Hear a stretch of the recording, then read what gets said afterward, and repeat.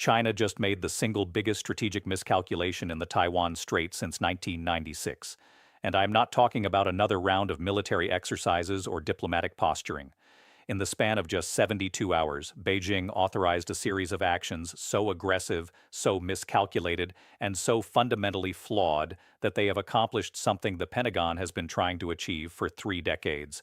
They united every major Pacific power against them, not weakened their position, not created negotiating leverage, united their adversaries. By the time we are done here, you will understand exactly why what looked like strength from Beijing was actually desperation, and why that desperation just triggered consequences that will reshape the Indo-Pacific for the next generation. Welcome to States News. If this is your first time here, subscribe and turn on notifications, because what we cover is not what you will find in mainstream headlines. This is where we break down the strategic realities behind the news, the military capabilities that actually matter, and the geopolitical consequences that everyone else misses until it is too late. I am going to show you exactly what China did, why they did it, and why it backfired in ways that Beijing still does not fully comprehend. We will cover the specific military actions that crossed red lines even China's own strategists warned against, the immediate response from Washington that involved capabilities the U.S. has never deployed in this theater before, and the alliance dynamics that just fundamentally shifted in ways that box Beijing into corners they cannot maneuver out of. By the end, you will understand why this was not just another escalation in the Taiwan Strait.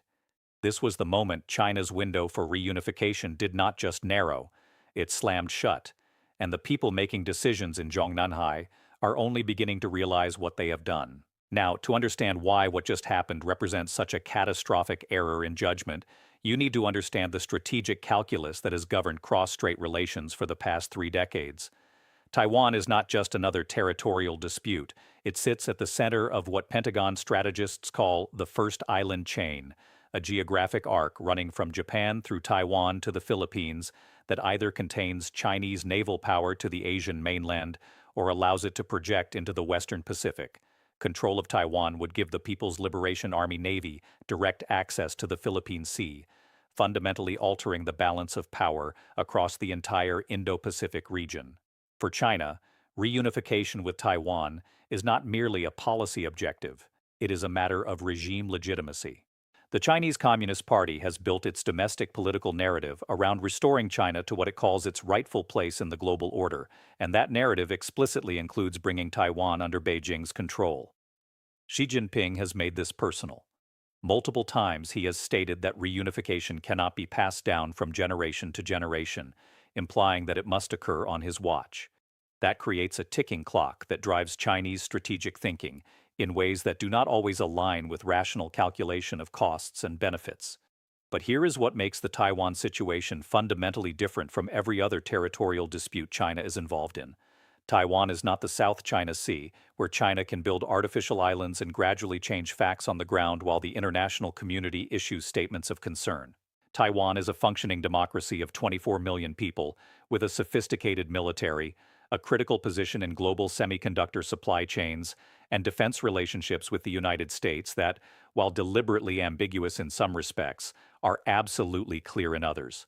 Any attempt to take Taiwan by force would not be a fait accompli. It would be the largest amphibious invasion in human history, conducted across 100 miles of open water against a defended shore, requiring air and naval superiority that China does not currently possess. The United States has maintained what it calls strategic ambiguity regarding Taiwan for decades. Washington does not explicitly commit to Taiwan's defense, but it also does not rule it out. This ambiguity is designed to deter both Chinese aggression and Taiwanese moves toward formal independence.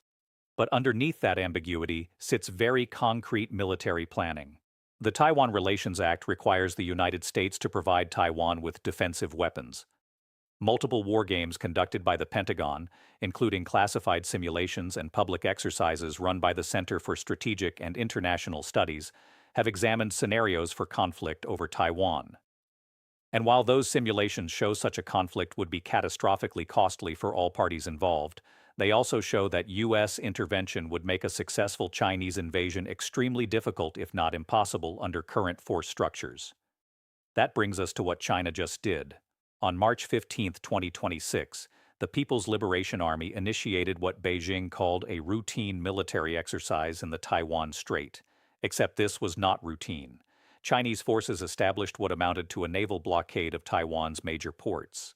Not a declared blockade, which would constitute an act of war under international law, but a quarantine zone enforced by more than 40 People's Liberation Army Navy vessels, including 6 Type 055 guided missile destroyers, the most capable surface combatants in China's fleet. These vessels, each displacing over 12,000 tons and carrying 112 vertical launch cells capable of firing a mix of anti-ship cruise missiles, land attack cruise missiles, and surface-to-air missiles, took up positions that effectively choked off commercial shipping to Kaohsiung, Taichung, and Keelung, the 3 ports that handle over 95% of Taiwan's maritime trade. Simultaneously, Chinese maritime militia vessels, over 60 of them, swarmed into the waters around Kinmen and Matsu, the Taiwanese-controlled islands that sit less than 10 kilometers from the Chinese mainland.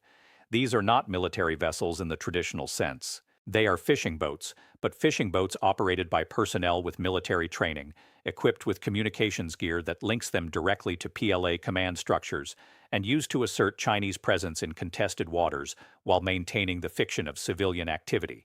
Their presence around Kinmen and Matsu was not unprecedented, but the scale was. This was the largest concentration of maritime militia vessels ever observed in those waters. Then came the air component. For 48 consecutive hours, the People's Liberation Army Air Force flew over 180 aircraft into Taiwan's air defense identification zone. Not Taiwan's sovereign airspace, which would constitute a direct act of war, but the buffer zone Taiwan monitors for potential threats. The aircraft included J-16 multi-role fighters, H-6K strategic bombers capable of carrying land attack cruise missiles, and Y-8 anti-submarine warfare aircraft. This number of incursions over a 48-hour period exceeded the previous record by more than 40%. Taiwan's Air Force scrambled to intercept each time, burning through flight hours, maintenance cycles, and pilot readiness at an unsustainable rate. Now here is where it gets interesting. These 3 actions, the naval quarantine, the maritime militia swarming, and the air incursions, were coordinated to create maximum pressure on Taiwan while staying just below the threshold of overt military action that would automatically trigger U.S. intervention. This is what Chinese strategists call gray zone warfare, coercive actions that fall short of armed conflict but achieve strategic objectives through sustained pressure. And in isolation, each of these actions might have been defensible as muscle flexing or deterrent signaling in response to some perceived provocation from Taipei. But China did not stop there, and this is where Beijing made its fatal error. On March 17th, Chinese forces conducted a live-fire exercise using DF-16 short-range ballistic missiles fired from Fujian province over Taiwan into the Philippine Sea. 6 missiles launched. 4 of them landed within the exclusive economic zone of the Philippines, less than 200 nautical miles from the Philippine coast. That is not Taiwanese waters. That is not contested territory in the South China Sea. That is the recognized maritime zone of a treaty ally of the United States, a nation with which the U.S. maintains a mutual defense treaty that explicitly covers armed attacks on Philippine forces, aircraft, or vessels in the Pacific. Think about what that means for a moment. China just conducted a military exercise that directly threatened a U.S. treaty ally while simultaneously attempting to coerce Taiwan. They created a 2-front crisis that forced Washington to respond not just to the Taiwan situation in isolation, but to a direct threat against a nation the United States is legally obligated to defend. This is not strategic ambiguity territory anymore. This is Article 5 territory, the kind of bright-line commitment that the United States cannot back away from without fundamentally destroying its alliance system across the entire Pacific. The response from Washington was swift and more substantial than anything we have seen in the Taiwan Strait since the 1996 crisis. Within 18 hours of the Chinese missile launches, the U.S. 7th Fleet positioned the USS Carl Vinson Carrier Strike Group, which had been conducting exercises 400 miles to the east, directly into the Taiwan Strait. Not near it, into it. The Carl Vinson, a Nimitz-class supercarrier with an air wing of over 60 aircraft, including FA-18E F Super Hornets and EA-18G Growler electronic warfare aircraft, transited the strait with its full escort of Arleigh Burke-class destroyers and Ticonderoga-class cruisers. This was the first time a U.S. carrier has transited the Taiwan Strait since 2007. That is not a routine freedom of navigation operation. That is a statement. But the carrier transit was just the visible component. What happened simultaneously was even more significant.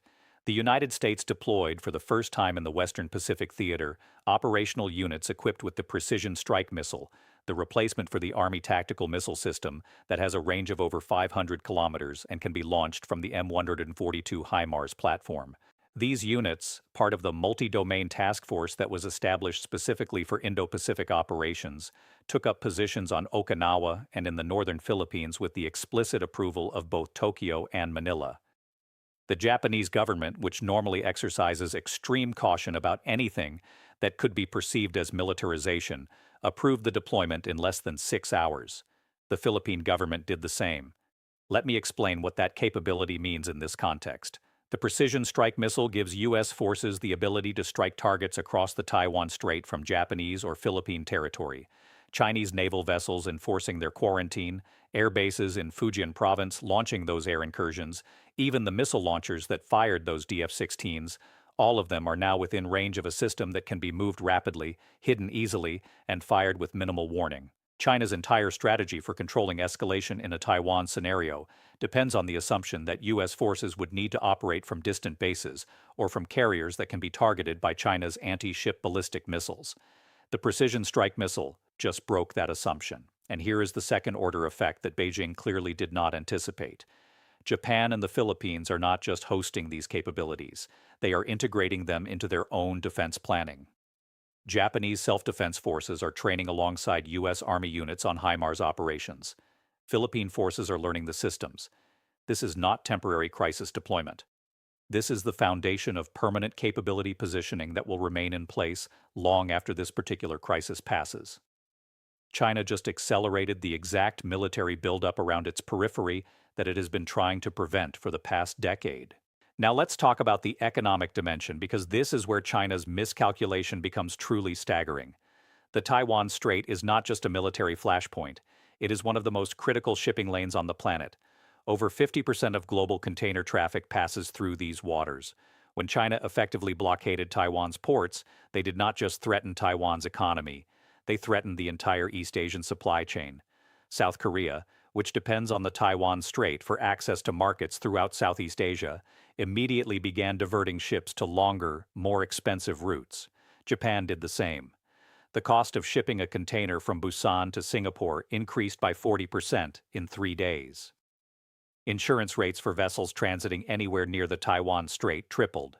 The semiconductor industry, which depends on Taiwan Semiconductor Manufacturing Company for the production of the most advanced chips in the world, went into crisis mode. TSMC produces over 90% of the world's most advanced semiconductors, the chips that power everything from smartphones to advanced weapons systems. Any sustained interruption to TSMC's ability to ship its products does not just affect consumer electronics.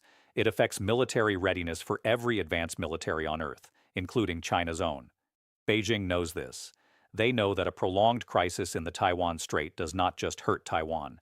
It devastates the global economy in ways that would immediately turn every major economic power against them. And that is exactly what happened.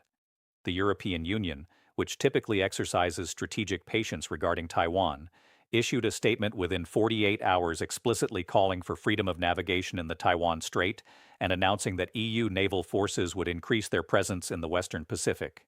That might sound like diplomatic language, but what it means in practice is that European warships will be conducting freedom of navigation operations in waters that China is trying to control. The Germans, the French, the Dutch, nations that have been trying to maintain balanced relationships with Beijing for economic reasons, just announced they are sending military forces to challenge Chinese actions. That is unprecedented. South Korea, which has been walking a tightrope between its security alliance with the United States and its economic relationship with China, made a choice. The South Korean government announced it would participate in multilateral efforts to ensure freedom of navigation in the Taiwan Strait and, critically, that it would support the deployment of additional U.S. military assets to South Korean territory if needed for Taiwan contingencies. Seoul just picked a side in a way it has avoided doing for decades, and they picked the side opposite Beijing. But here is the development that should terrify Chinese strategists more than anything else. India, which has its own border disputes with China and has been building its military capabilities specifically to counter Chinese power, announced a dramatic expansion of naval cooperation with the United States, Japan, and Australia through the Quadrilateral Security Dialogue, the Quad. Indian naval forces will now conduct regular exercises in the Western Pacific. Indian ports will be available for U.S. Navy logistics and maintenance. India just committed to becoming an active player in the maritime containment of China in ways that Beijing has been desperately trying to prevent. Think about what China just accomplished in 72 hours. They united Japan, South Korea, the Philippines, Australia, India, and the European Union in active opposition to Chinese actions. They gave the United States political cover to deploy capabilities into the region that would have been controversial a week earlier. They demonstrated to Taiwan's population that Beijing's promises of peaceful reunification are worthless, strengthening the political position of parties in Taiwan that favor maintaining separation. They reminded every semiconductor company and shipping line in the world why depending on stable cross-strait relations is an unacceptable risk, accelerating the diversification of supply chains away from Taiwan and therefore reducing Taiwan's economic leverage as a deterrent. And they showed their own military that when push comes to shove, they still cannot project power beyond their immediate periphery without triggering overwhelming responses from a coalition they cannot defeat. Now, I need to acknowledge something important here. We do not have perfect information about the decision-making process in Beijing that led to these actions. It is possible that Chinese leadership calculated that the international response would be muted, that the United States was too distracted by other commitments to respond forcefully, or that Taiwan's isolation could be achieved before the international community could mobilize. It is also possible that internal political dynamics in Beijing drove these decisions in ways that did not align with cold strategic calculation. Xi Jinping has concentrated power to a degree not seen since Mao, and that concentration of power can create decision-making pathologies where advisors are reluctant to deliver bad news or challenge assumptions. Some analysts argue that China may have been responding to perceived provocations from Taiwan or from the United States that we are not fully aware of, that this was reactive rather than proactive. That is possible. But even if we grant that interpretation, the response was so disproportionate to any plausible provocation that it suggests a fundamental misreading of how other actors would respond. Strategic errors do not always come from unprovoked aggression. Sometimes they come from overreactions to perceived threats. There is also the question of what happens next. China has several options, none of them good. They can back down, which would represent a humiliating retreat and potentially weaken Xi Jinping's position domestically. They can maintain the current posture, which is economically unsustainable and risks accidental escalation as Chinese and U.S. forces operate in close proximity. Or they can escalate further, which would likely trigger direct military confrontation with the United States and its allies that China is not prepared to win. The scenario that keeps Pentagon planners awake at night is not the one where Beijing makes a rational choice. It is the one where Beijing feels it cannot back down without unacceptable loss of face, and therefore escalates into a conflict that nobody wants, but nobody knows how to stop once it starts. What we are seeing right now is the international community attempting to build off-ramps for Beijing, ways to de-escalate while saving some measure of face. That is what the diplomatic communications happening behind closed doors are focused on. But those off-ramps only work if Beijing is willing to take them, and so far the signals coming from Chinese state media suggest a doubling down on the narrative that China is defending its core interests against foreign interference. That narrative plays well domestically, but makes de-escalation politically more difficult. Here is what we know with certainty. China's actions in the past 72 hours have accomplished the opposite of their intended objectives. If the goal was to intimidate Taiwan, they strengthened Taiwanese resolve. If the goal was to demonstrate Chinese power, they exposed Chinese limitations. If the goal was to split the U.S. alliance system, they unified it. If the goal was to establish facts on the ground that would be difficult to reverse, they triggered deployments of capabilities that will be impossible to remove. This was not 4D chess. This was a fundamental strategic blunder driven by either miscalculation or desperation, and either explanation is deeply concerning.